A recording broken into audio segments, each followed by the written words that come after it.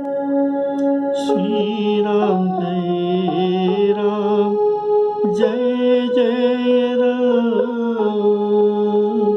श्री राम जय जय राम, श्री राम जय जय राम, श्री राम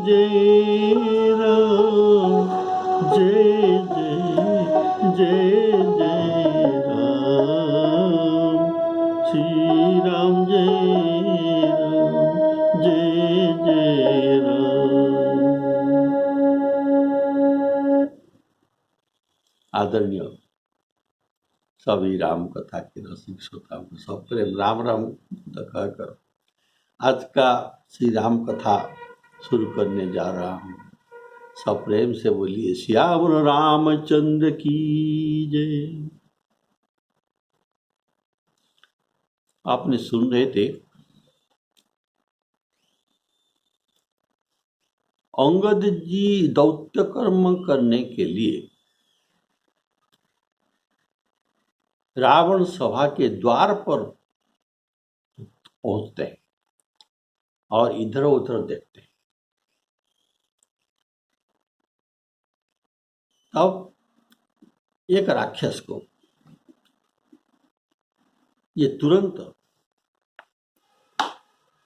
भेजते हैं और अपनी आगमन का समाचार रावण पर प्रकट कराते हैं।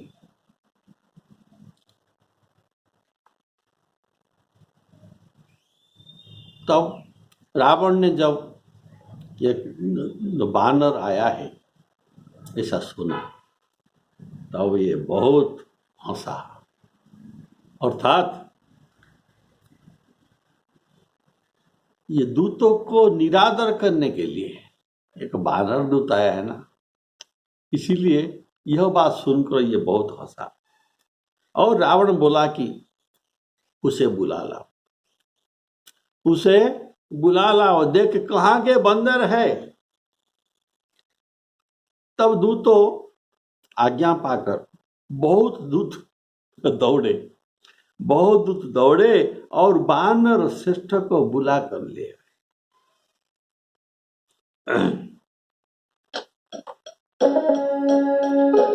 तुरंत निशाचर एक बुलावा,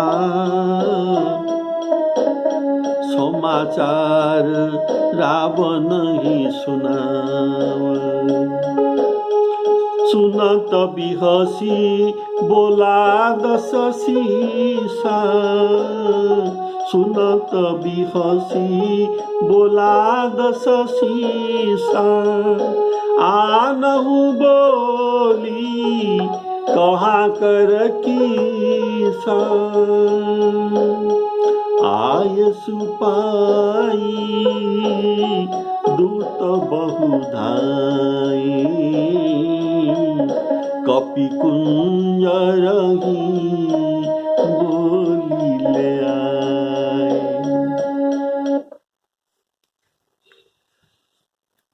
अंगद ने दशानन को सिंहासन के ऊपर सभा में सिंहासन में उनके ऊपर बैठे हुए देखा। कैसे देखा? जैसे कोई काजल के पहाड़। रावण एक ये बृहत्ताकार प्राणी था, इसीलिए उनको ये काजल के पहाड़। दशानन को ऐसे बैठे हुए देखा जैसे कोई काजल के पहाड़ जो प्राण सहित बैठा है। उनके भुजाएं ये पहाड़ के वृक्ष और सिर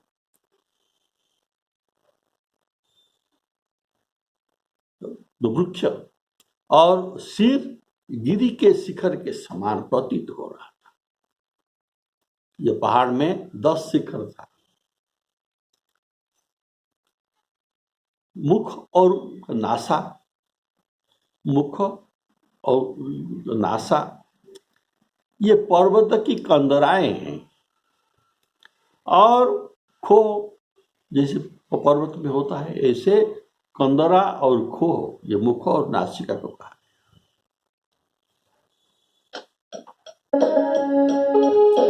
अंगद दीख दशानन वेशा,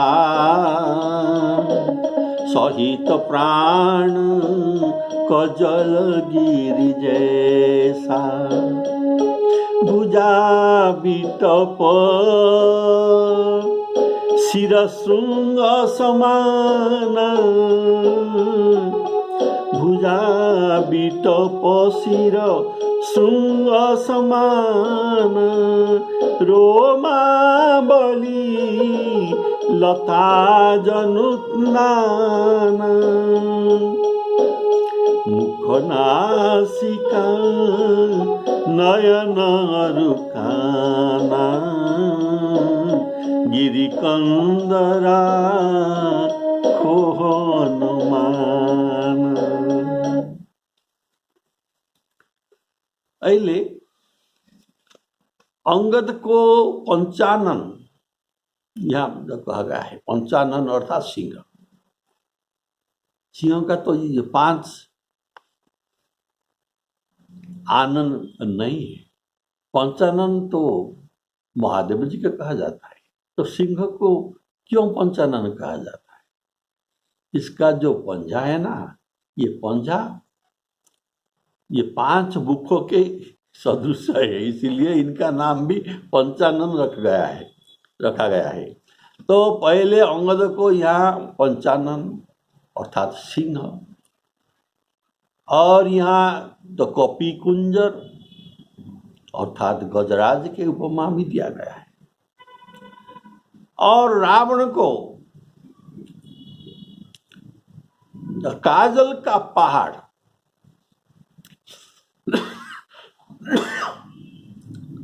काजल का पहाड़ का उपमा दिया गया है। कारण काजल जो काला होता है और रावण का रंग भी बहुत काला था। पर्वत वृक्ष शिखर लताएं और खो, तो पर्वत में वृक्ष शिखर लताएं और खो, तो कंदरे ये सब होते हैं। यहाँ भुजाएं, सिर, रोए, मुख, नाक, कान और नेत्र को मुख और नासिका, इसको जो कहा गया है, ये सब पर्वत के ऊपर वृक्ष शिखर लताएं ये सब खो ये सब है।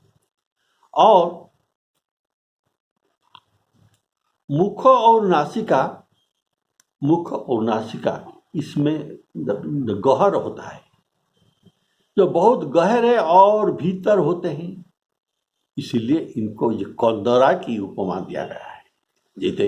जैसे गुफाएं जो पहाड़ में होता है, ऐसे जो कंदराएं का उपमा दिया गया है। यह काजल का तो पहाड़ का उपमा दिया गया है, और इससे मालूम होता है कि काजल बड़ा हल्का होता है, बड़ा हल्का होता है। अतः ये अंगद के एक लात में ये छिन्न भिन्न हो जाएगा, इसीलिए काजल पहाड़ का उपमा जानबूझकर गोस्वामी ने दिए है। कारण अंगद रावण का मान मर्दन करेगा भरी सभा में, सभी राक्षसों का भी मान मर्दन करेगा। तो अंगद रावण को देखता है। अंगद देखा दशानन वेशा, सहित प्राण कजल गिरि जैसा, सहित प्राण कजल गिरि जैसा। अंगद जी अत्यंत जो बड़ी है, बांके हैं और बाली पुत्र है। ये सभा में गया, रावण का प्रताप देखकर उनका मन में जरा सा भी शंका न हुआ, कारण जिस बाली से रावण पराजित हो चुका था, ऐसे हारे हुए को डरना क्या। फिर अंगद रावण के साथ जो बचपन में खेल रहा था भी, तो ऐसे हारे हुए को डरना क्या। दशमुख सभा की देखकर रावण को शंका नहीं हुआ, अर्थात यहाँ शंका की बात है लेकिन इनको शंका नहीं हुआ। तो शंका की बात क्या है, सुनिए। बोलिए श्यावर रामचंद्र की जय। वहां सूर देवता दिक्पाल सब हाथ जोड़कर रावण के सभा में खड़े हैं और ये सब रावण के भ्रुकुटी की ओर देखते हैं, कहीं कब रावण का आदेश हो जाए तो वही करना है। तो कर जोरे सुर दिशि पविनीता, कर जोरे सुर दिशि पविनीता, सकल भ्रुकुटी बिलोकत सकल सभीता, देखी प्रतापन कपि मन शंका, जिमि यही गणम गरुण शंका। तो मन शंकित, अर्थात इतना बड़े बड़े देवता और दिक्पाल इनके सामने हाथ जोड़कर खड़े हुए हैं, तो ये तो रावण का प्रताप है, इनको देखकर तो शंकित हो जाना चाहिए, लेकिन ये नहीं हुआ। और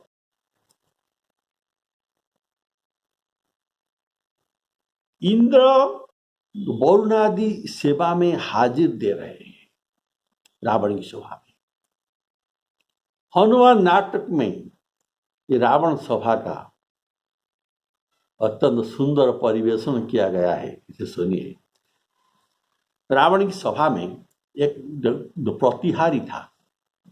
प्रतिहारी एक सभा के एक पोस्ट होता है जो इधर उधर घूमता फिरता है। तो ये प्रतिहारी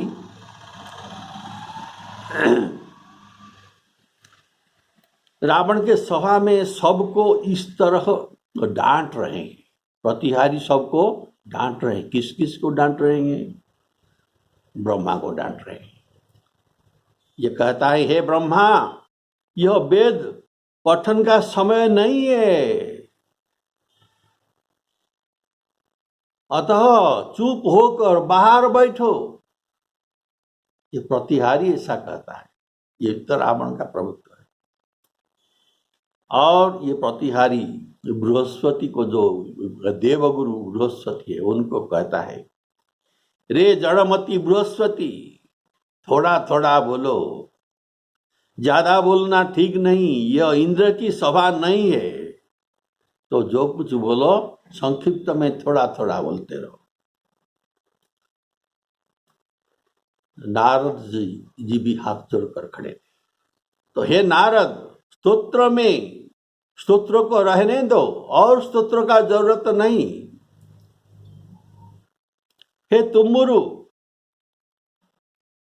ये कथा सुनाते हैं, तुम्बुरु गंधर्व। हे तुम्बुरु, कथाओं की वार्तालाप से अब उनका कुछ प्रयोजन नहीं है। यह सब सभा में रावण का प्रताप देखकर कौन भीत न हो सकता। लेकिन अंगद जी को कुछ भी भय नहीं हुआ। अंगद जी को जरा सा भी शंका अर्थात भय नहीं हुआ।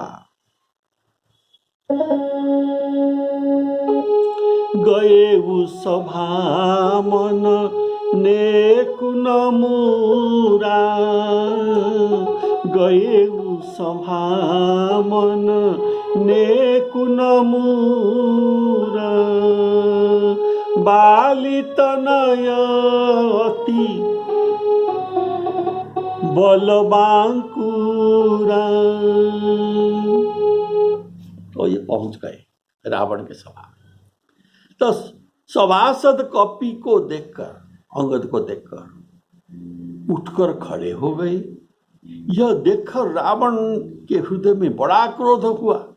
एक साधारण बंदर को देखकर तुम लोग खड़े हो गए, इनको क्यों सम्मान दिया?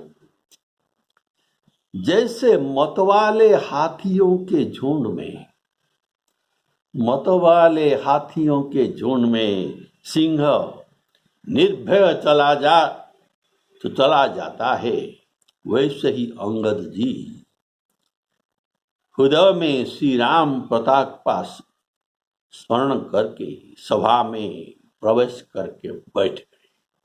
बोलिए सियावर रामचंद्र की जय। अर्थात यहाँ अंगद को सिंह का उपमा दिया गया है और सब राक्षसों रावण सहित सबको हाथी का उपमा दिया गया है। कैसा हाथी? ना मतवाले हाथी को। तो गोस्वामी जी इसका वर्णन करते हैं।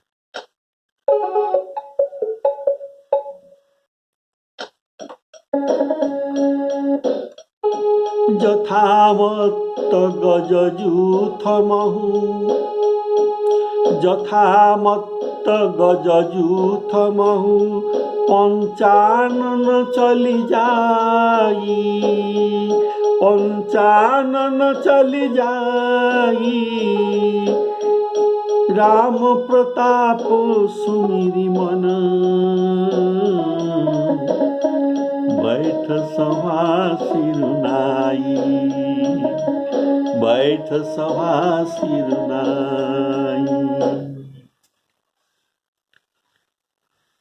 सिंह मत्त गज गणों में निर्भय होकर उत्साह पूर्वक जाता है कि क्यों जाता है?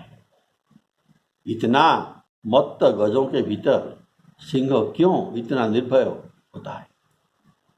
इसका कारण है ये सोचता है कि मैं अकेला ही सबको विभिन्न कर डालने में समर्थ हूं, इसलिए उनको किसी का डर नहीं था।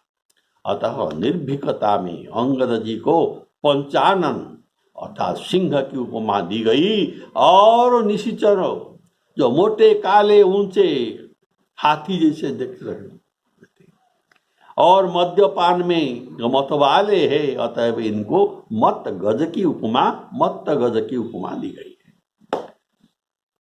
तो सभा में अंगद जी ने प्रणाम किया। क्यों किया? सभा में अंगद जी ने प्रणाम किया, इसके 3 कारण होते हैं। एक तो रावण दिग्विजयी राजा है और राज सिंहासन पर आसीन भी है। ऐसा कहा जाता है कि सभा को पंच परमेश्वर भी कहा जाता है, इसीलिए प्रणाम करने में कोई दिक्कत नहीं, कोई असम्मान नहीं करना चाहिए।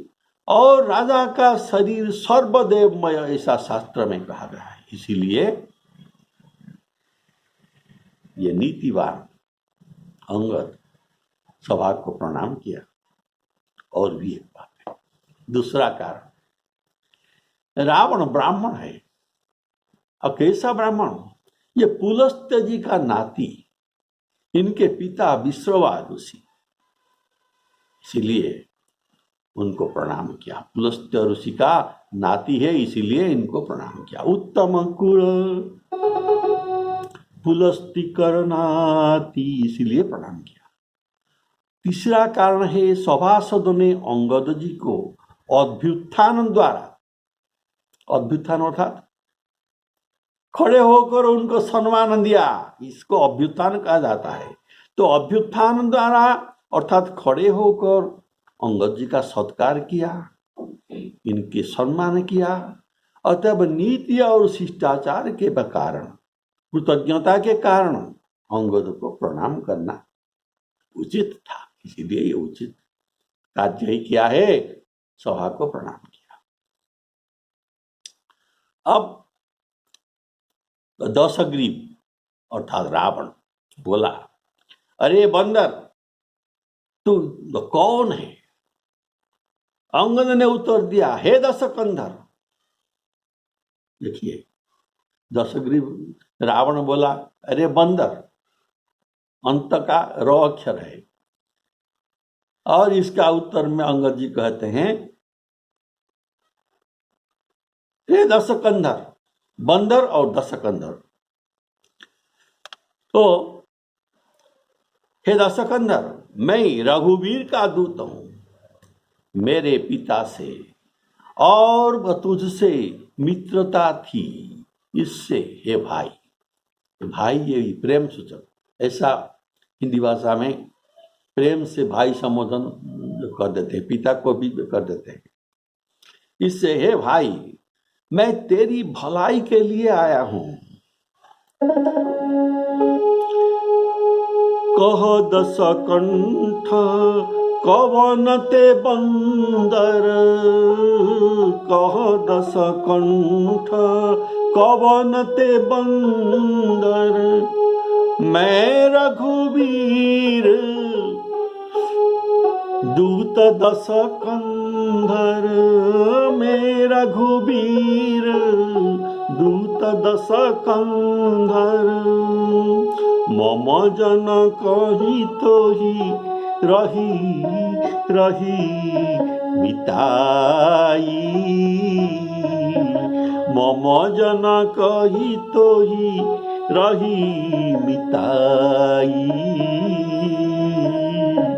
तब हित कारण आए हो भाई।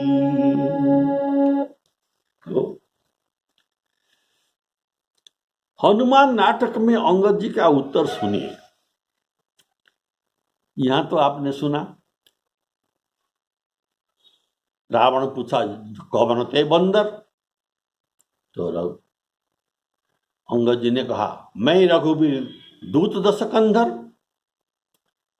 हनुमान नाटक में अंगद जी का उत्तर सुनिए, जिससे अंगद जी का उत्तर के रावण की लघुता भी सूचित हो रहा है। ऐसा उत्तर दिया तो रावण छोटा हो गया, लघु हो गया। रावण का प्रश्न है, क्या हनुमान नाटक आप लोग सुन रहे हैं? रावण का प्रश्न है, तू कौन है? अंगद जी कहते हैं, मैं रघुपति दूत बाली पुत्र हूं, मैं तेरे हित के कारण कहता हूं, हित का कहता हूं, क्योंकि क्यों तू मेरे हित जब कहता है, तुम्हारा मेरा संपर्क क्या है? तो अंगद जी बोले, संपर्क है क्या? क्योंकि तुम मेरे पिता के भुज मित्र है, तू मेरे पिता के भुजदंड की विजय की कीर्ति है, कीर्ति स्तंभ है। देखिए, थोड़ा ध्यान देकर सुनिए बात का। तू एक स्तंभ है, सुनिए, रावण तुम एक स्तंभ है। कौन सा स्तंभ? ना कीर्ति स्तंभ है, तो किसका कीर्ति का स्तंभ है? ना मेरे पिता के कीर्ति का स्तंभ तू है। तूने जो देखेगा तो मेरे पिता के कीर्ति को याद आ जाएगा। तो बाली के बाहुबल कितना था, तो तू मेरे पिता के भुजदंड की विजय की कीर्ति के लिए तू स्तंभ रूप हो। बोलिए श्यावर रामचंद्र की। तो हनुमान नाट में जो लिखा है, रावण पूछता है, कहत्वम, तुम कौन हो? तो अंगद का उत्तर सुनने, बाली तनुद्भवो, बाली से मैं जाता हूं, बाली के शरीर से। बाली तनुद्भवो रघुपते दूतः हितं तो ब्रूणः त्वाम मैं तुम्हें हित बात कहने के लिए आया हूं। और मम जनक दोर दंड विजय पुरत कीर्ति स्तंभक्तम। कितना सुंदर बात है, तुम मेरा पिता के कीर्ति स्तंभ हो, इसीलिए तुम्हारे हित करने के लिए मैं आया हूं। इस तरह कीर्ति स्तंभ कहने का अंगद का एक यह व्यंग उक्ति है। अर्थात इसका भाव है कि मेरे पिता तुम्हारे मित्र था, ठीक है, और मित्र को चाहिए कि अपने मित्र का जस न डूबने दे।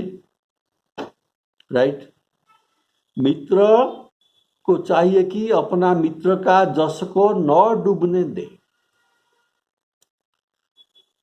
उसको स्थित रखे, इनके जस को स्थित रखे। पर तू जो कार्य कर रहा है इसमें अवश्य तुम मारा जाएगा। अंगद कहता है तेरे मारे जाने से क्या हुआ, मेरे पिता के जस की कीर्ति स्तंभ टूट जाएगा। तो तेरे मित्र की, अर्थात तेरे मारे जाने से तेरे ही मित्र की स्मारकी अर्थात की कीर्ति का स्तंभ ये नष्ट हो जाएगा। अतः मैं तुम्हें बुद्धि प्रदान करने आया हूं। तुम मत मरो और मेरे पिता के कीर्ति स्तंभ भी नष्ट न हो। बोलिए श्याम रामचंद्र की। इसमें और एक भाव है कि तेरा बल और प्रताप इतना बड़ा है कि तुझे एक बंदर के साथ मित्र करना पड़ा। मेरे पिता ने जैसे तेरा हित किया, मेरे पिता ने जैसे तेरा हित किया, कारण तू जो मित्र है उनके, तो मेरा आने का कारण वैसे ही तुम्हारे हित करना ही है। अर्थात न हमारे कुछ काम है और न राम जी का भी कुछ काम है, और उनके लिए मैं आया नहीं हूं। तो किसके लिए आया है, ना तुम्हारे ही काम के लिए मैं आया हूं, कारण तुम मेरे पिता के मित्र हो।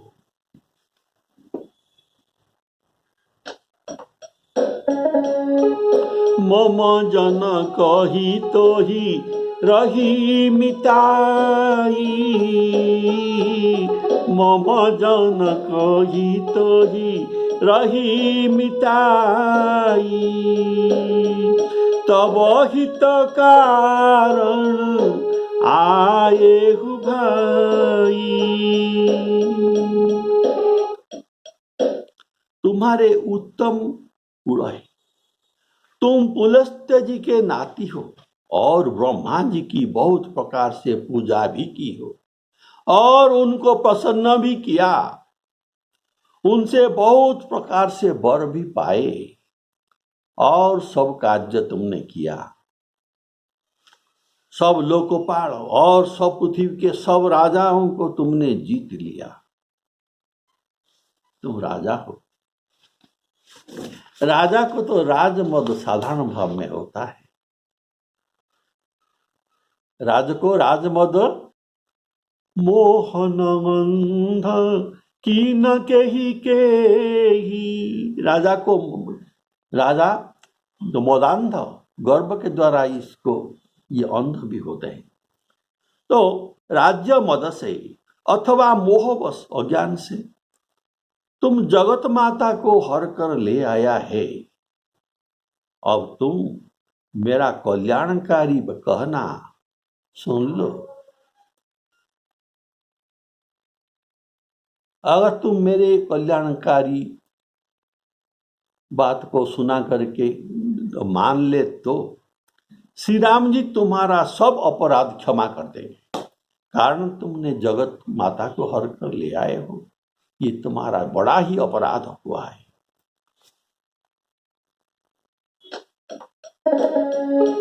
उत्तम कुल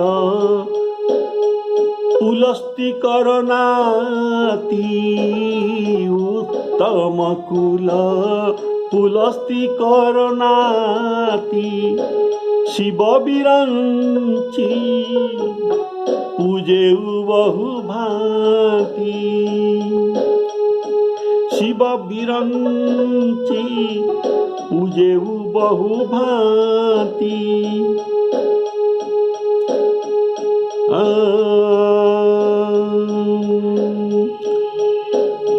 बर पाएउ किनेउ सब काज, बर पाएउ किनेउ सब काज, हरियानेहु सीता जगदम्बा, अब शुभ कहा सुनहु तुम मोरा, सब अपराध क्षमी प्रभु तोरा, सब अपराध क्षमी प्रभु तोरा।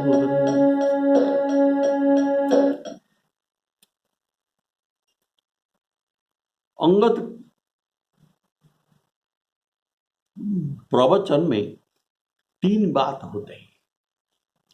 पहले उपक्रम, उपक्रम का अर्थात कौन सा विषय में